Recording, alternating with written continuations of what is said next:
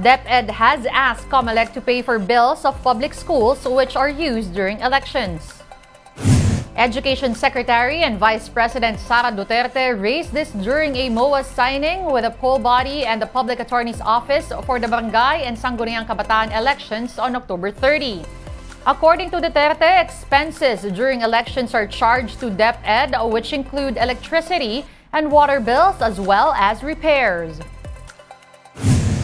Isa na lang na nasa wishlist ko na libre ng paggamit ng kuryente at tubig sa aming mga paaralan at yung mga repairs ng mga nasira na mga gamit kapag tapos na yung eleksyon at bilingan.